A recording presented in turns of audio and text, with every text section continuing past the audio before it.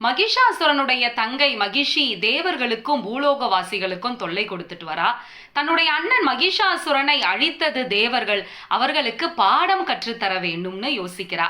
அதனால பிரம்மாவை நோக்கி கடுமையா தவம் இருக்கா. 1000 ஆண்டுகள் நெருப்பு மேல அமர்ந்து ஒரு பெண் தவம் செய்து கொண்டிருக்கிறாள். அதனால் மகிழ்ந்த பிரம்மதேவர் அவள் முன்பு தோன்றி என்ன வரம் வேண்டும்னு கேட்க, மகிஷி இரவாத வரம் வேண்டும்னு கேட்க முடியாது. ஏன்னா பிறந்த உயிர்கள் நிச்சயம் ஒரு நாள் இறந்தேதான் தீர வேண்டும்.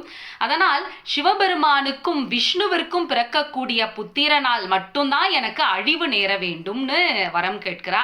உடனே பிரம்மாவும் அந்த வரத்தை கொடுத்துடுறாரு. வரம் பெற்ற மகிழ்ச்சியில அந்த மகிழ்ச்சியினுடைய தொல்லை நாளுக்கு நாள் அதிகரித்து கொண்டே போனது. அவளுடைய தொல்லை தாங்க முடியாம தேவர்கள் எல்லாம் சிவபெருமானிடம் வந்து முறையிடுகின்றனர்.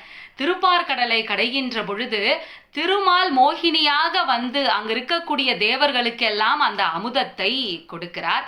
அந்த திருமாலினுடைய அம்சமாக இருக்கக்கூடிய மோகினிக்கும் சிவபெருமானுக்கும் சைவ வைணவ ஜோதியாக ஐயப்பன் தோன்றுகிறார்.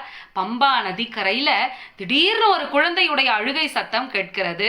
பந்தள அரசன் அந்த வழியா வராரு. அவருக்கு குழந்தை பேரு இல்லை. அந்த குழந்தையை பார்த்த உடனே மகிழ்ச்சியில் அப்படியே எடுத்து அரவணைக்கிறார்.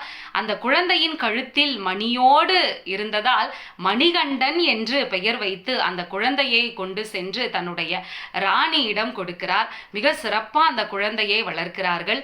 அந்த மணிகண்டன் வளர்ந்து மகிழ்ச்சியை வதம் செய்கிறார்.